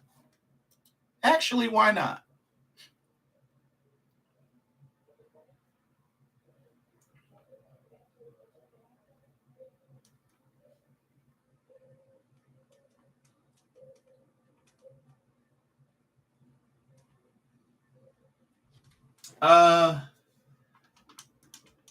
We would have to give up too much for Sean Payton. Saints still own him. Remember that. That is technically true as well. Tito Z says that wasn't Sean Payton's call. That was Greg Williams for those hits on Favre.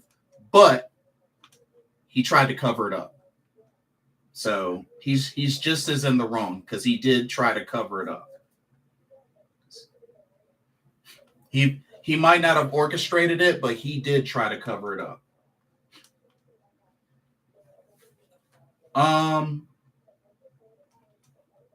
We would have to trade for the rights of Wilkes or Tomlin. Yeah. So let me get this straight. Is Mike Tomlin is actually a possibility? Like, is this starting to be more than just a rumor? Is Mike Tomlin actually a possibility?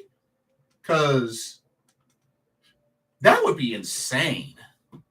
That would be insane if we got Mike Tomlin. Oh, my God. That would be crazy if we got Mike Tomlin.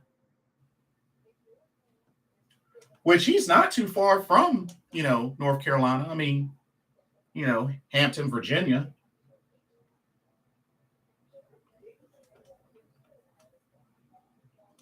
I mean, proven winning coach. Not to mention, he holds the record for most consecutive non-losing seasons to begin his coaching career with 15, y'all. 15 straight non-losing seasons, which that streak will probably end this season, but still. Keep pounding. Says people have floated his name around. Interesting. We can sign Rich Biasia for offensive coordinator. Why would Tomlin leave a city that loves him? Yeah, good question. I would. Yeah, I can't see him leaving Pittsburgh personally. Scott Turner hasn't been mentioned yet. I like that one. Yeah, I would be down for Scott Turner. I don't see why not. We have to give up picks to get Mike Tomlin. Yeah, if we got to give up picks, we really can't be in a position to give up picks. Because don't forget, y'all, we got the cap space.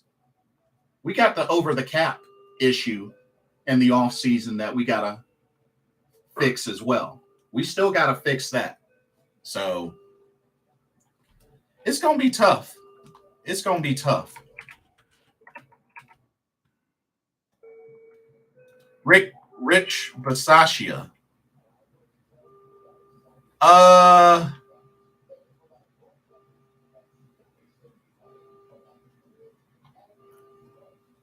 He's a special teams coordinator, Joe Valesco. He's a special teams coordinator. Yeah, he's not an offensive coordinator. He's special teams.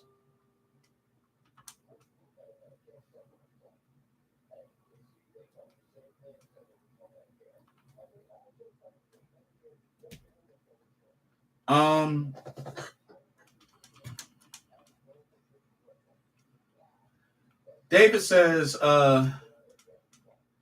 Mike Tomlin has a big resume, but look what Wilks has done to turn this team around. Steve hasn't built his resume yet. We don't know who this man really is, but has got these players pumped up. Here's the thing, though, David. Like, if we don't make the playoffs, like, that's why I'm a firm believer in waiting to see what this final record is, because I really don't feel like he has done enough to secure the bag. I mean, there's arguments that he's, he's definitely, many can say that he's done a better job than Matt Rule, but by how much though? By how much? Like, we can't keep settling for mediocrity. Now, I understand he came in middle of the season, but if he can't get any more than 5 wins, then how is he that much better than what Matt Rule did? I think we need to wait and see how this final record looks. We need to see if this man can overcome adversity. We need the type of coach that can overcome adversity, that can bring and accept the challenges and overcome adversity. And he hasn't done that yet. He hasn't.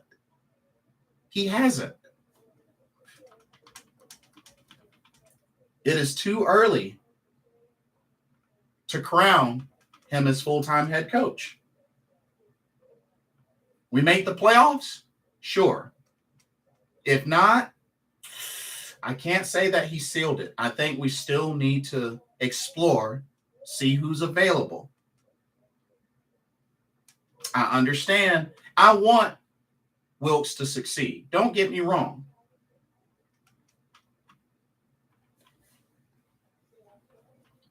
I want him to succeed.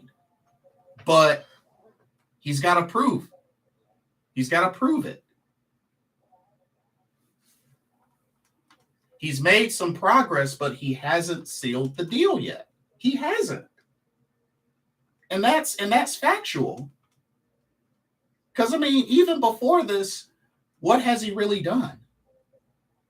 Not to mention, even if he does get re-signed, the most that I feel that he should get is no more than 2 years.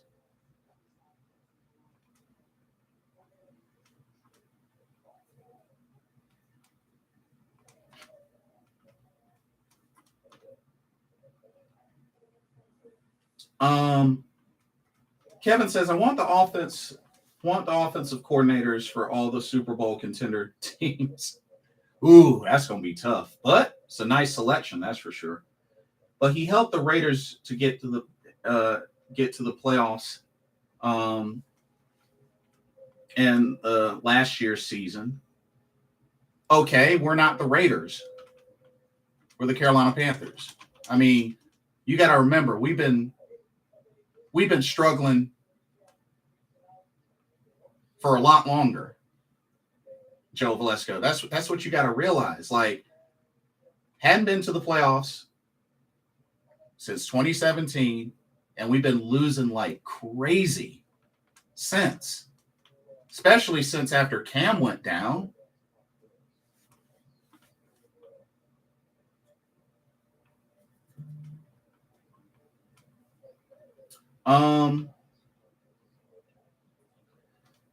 David says, look where he started with the players he has to work with.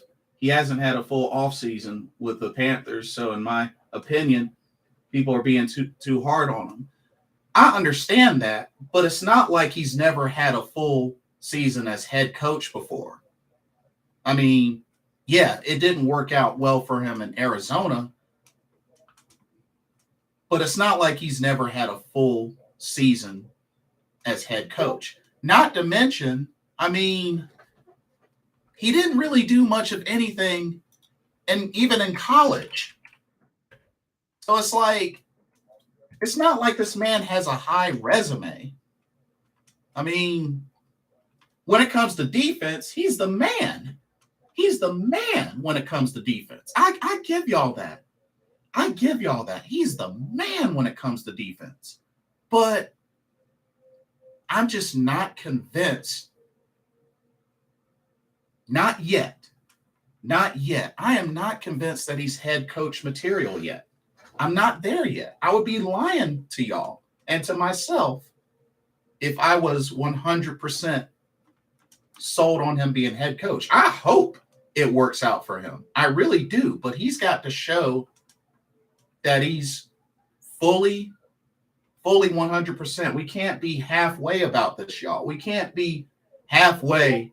Oh, he might do well. He might do a little something. No, we need to know. It's time for us to know.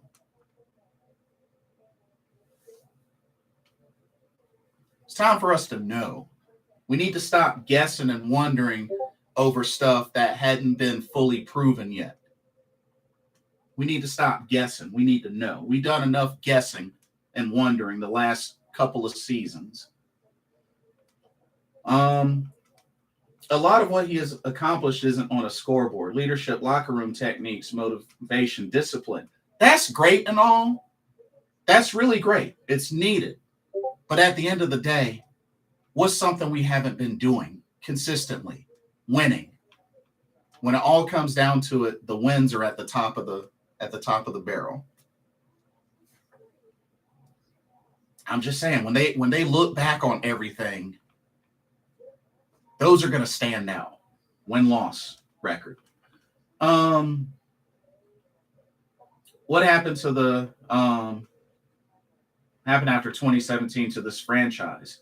Was our 2015 offensive coordinator, offensive offensive-minded coach? I mean, we had Mike Shula. So, yes, we had Mike Shula. So, yes. Keep Pounding says he was set up to fail in Arizona. Well, that's questionable, but it's like, I mean, but you have to look at it this way, Keep Pounding. You've been defensive coordinator, defensive backs coach, and then you get offered head coach. You mean to tell me you wouldn't take that? I mean, you've been mostly in the NFL coordinator, position coach. And then you finally in the NFL get offered head coaching position. You mean to tell me you're not going to take that? I mean, he could have said no. He could have said no. I mean, I get it. I get the disappointment and such, but it's like you got to look at all the factors to it. It was definitely a bummer, the type of roster that he had with Arizona. What was it, 2018? But I mean, the only other head coaching position outside of that was Savannah State, and they were 5-6. So I mean, I don't know. Like I said, I hope. I'm rooting for him. I really am. I'm rooting for him. I'm definitely rooting for him. I want as many folks as possible to succeed. But we're at a really critical time right now, especially with all the failures and stuff that we've had lately leading up to now. Like, this is the chance for us to have a big chunk of success in the form of a playoff berth / win the division.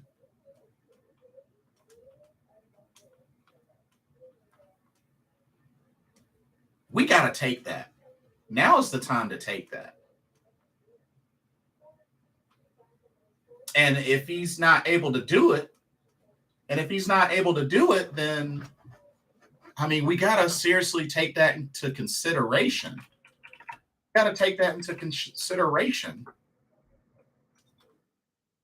And consider exploring for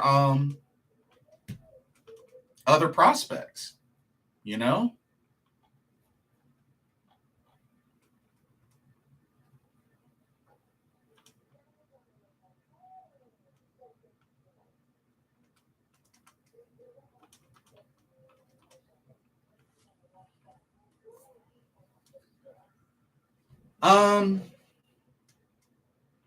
Kevin says, why did we fire Mike Shula anyway? I don't remember if it was due to contract. Because you got to remember, he was let go after 2017, and you got to remember he was our offensive coordinator since 2013. So I don't know if it was just a contract thing and we didn't renew him, but he was there from 2013 to 2017 as our offensive coordinator. So it could have been a contractual thing. So yeah, that's my guess on that. He was the best mind we had for this team.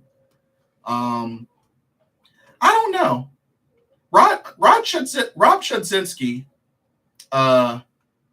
did pretty well as offensive coordinator as well for a bit.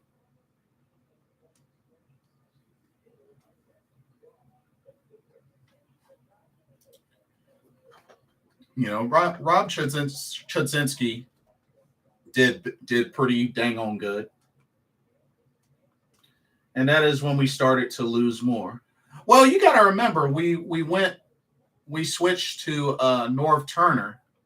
And, while Cam's completion percentage went up, and you got to remember, Norv Turner wasn't terrible. It's just after Cam got hurt, we weren't able to bounce back. Because you got to remember, Cam Newton was on his way, and, he was in the MVP running again, especially that season. So we gotta keep that in mind.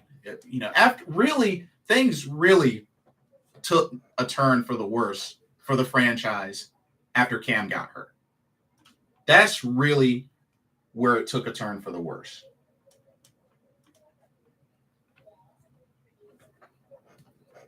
And we just haven't really been able to bounce back since then.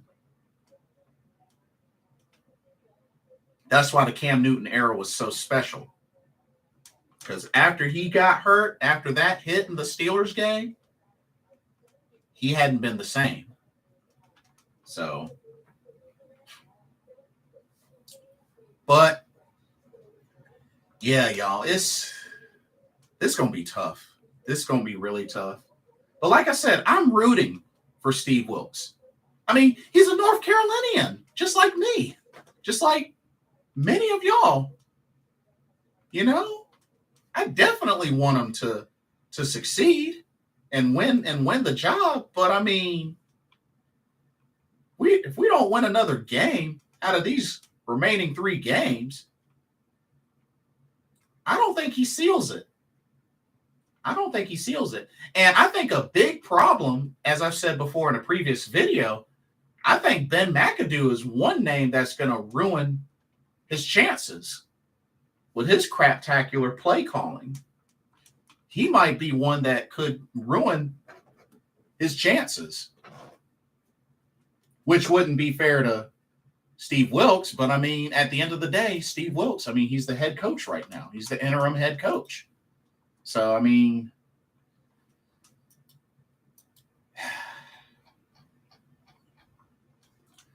we'll just have to see. But like I said, honestly, I think the Cinderella story ends this Saturday because I don't see us beating Detroit. I really don't. I mean, their offense is really strong, high ranking. And I understand their defense is pretty low ranking, but our offense hasn't really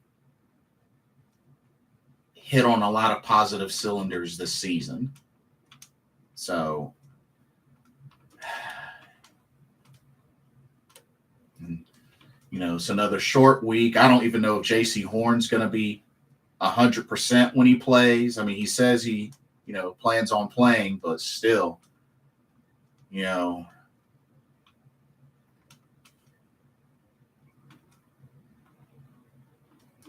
What was my score prediction? 31-28 Lions. Lions win by a field goal. I think it'll be a heartbreaker, and Lions win by a field goal. I give us 28 mainly because I do believe this is our best chance to put up a good chunk of points, but I think we lose in a heartbreaker by a field goal, 31-28.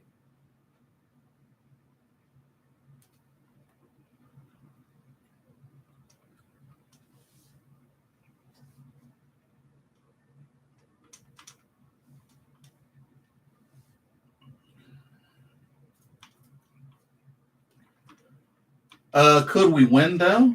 I mean, of course there's a chance. You take the field and play, of course there's a chance. I just feel like after how badly we lost to the Steelers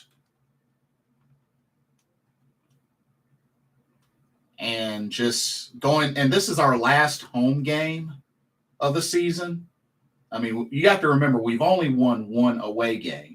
Not to mention how difficult the task will be going on the road against the Saints and the Bucs, which I do believe we are very capable of beating the Saints and the Bucs. I mean, we've done it before.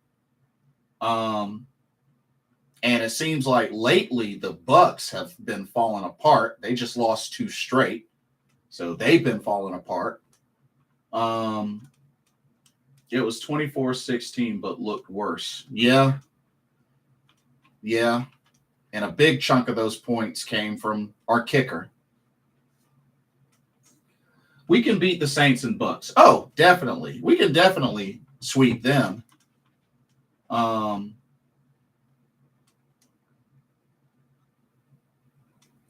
Lions need to win the trenches.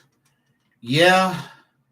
And we got to remember they're tied on offense. They're tied for first in sacks allowed.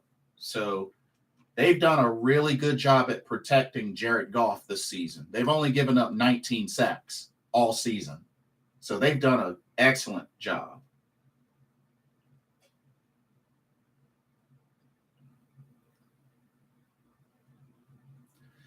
Davis says, if we do happen to beat the Lions, will Wilkes get respect? I felt like he got some respect beating the Seattle Seahawks. Personally, I mean, I definitely think he got respect after beating the Seahawks. I mean, I think this will just add more. But as I said before, we got to see what this final record looks like. What's up, Rally Sport? Welcome to the stream. I was talking about our offensive and defensive lines. Oh, yeah. Oh, I gotcha. Yes, we definitely, desperately need to win the trench battle for sure. We definitely need to keep pounding. I agree.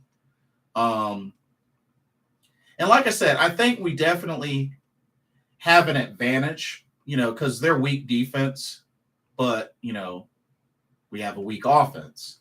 And we definitely can't have another 21-yard rushing game like last week. That cannot happen again. Otherwise, it's like, I hate to say it, but we got to get back on the running game, and we're going to have to let Sam Darnold throw. We're going to have a combination of both. Like I said, the Steelers game, pretty much to this day, I believe, was the offensive line's worst game this season.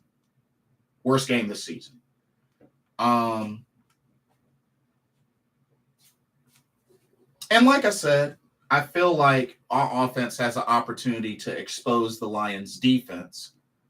But, when we're trash on third down efficiency and, kind of low on net passing yards and total yards per game, it's kind of hard. It's kind of hard to keep up because we suck on third downs on offense. We're a little bit better on defense, but that's not saying a lot. So we really just need, oh man, I got a bad feeling, y'all. The Lions are hungry.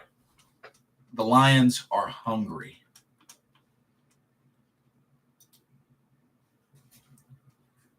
have won 3 straight games.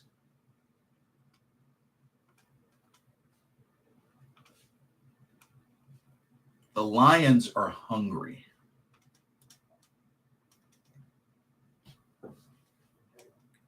And it's not to say that we're not, but the Lions have won their last 3 games. And they almost beat the Bills. So they almost had a 7-game win streak. I'm nervous, y'all. I am nervous.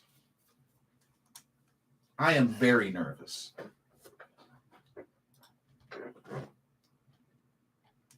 I don't know about y'all, but I'm nervous.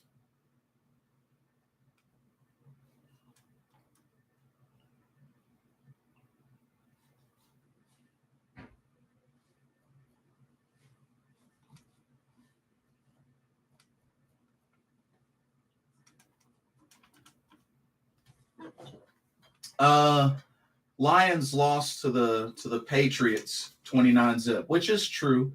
They struggle on the road. Oh, so they got the same issue as us because we struggle on the road. So that's pretty much the same issue as us. But as it was mentioned earlier, I mean, the Bucs, losing 2 straight, possibly, lose a trap game to the Cardinals, will make it somewhat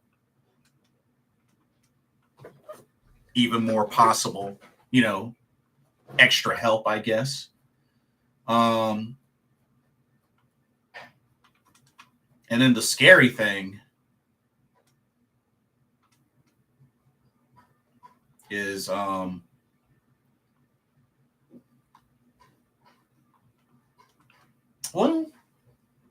I mean, let me see. Let me see.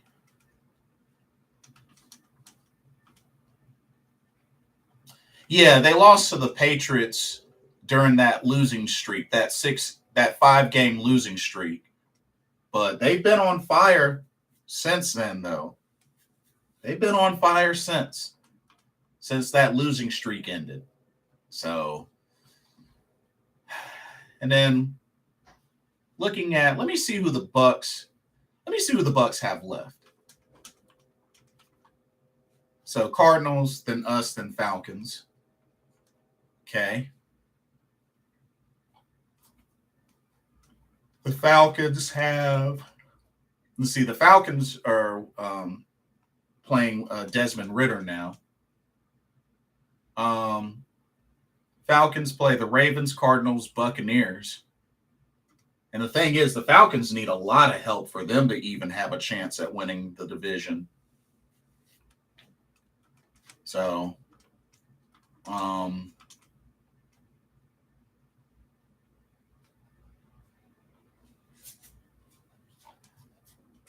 feel like the Falcons may have the harder schedule. Well, nah. I mean, we got a pretty hard schedule. And then the wait, I saw the Bucks already. Saints, where you at? Saints. Oh, Saints they play the Browns, Eagles, and then us. So they did beat the Falcons. But Saints are vulnerable as well. And you know something? It could be possible, y'all. This could come down to either week 17 or week 18 to really decide who wins the division for the NFC South. That's what it could come down to, y'all. It's crazy, but that's what it could come down to.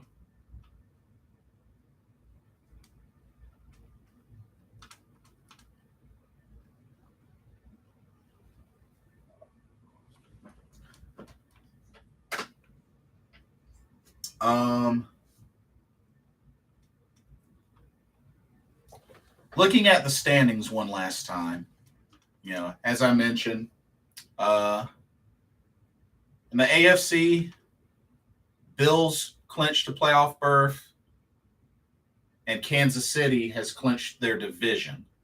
Those are the only two teams in the AFC that have clinched a playoff spot.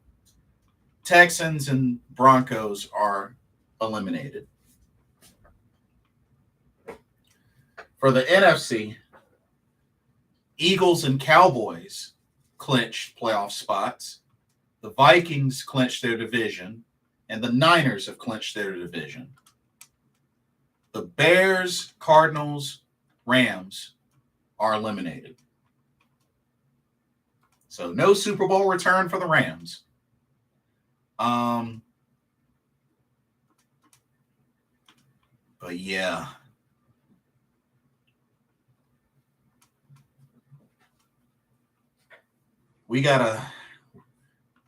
If Steve Wilkes wants that full-time spot, we better finish strong. 3 wins. Got to take it one game at a time. But we need 3 wins.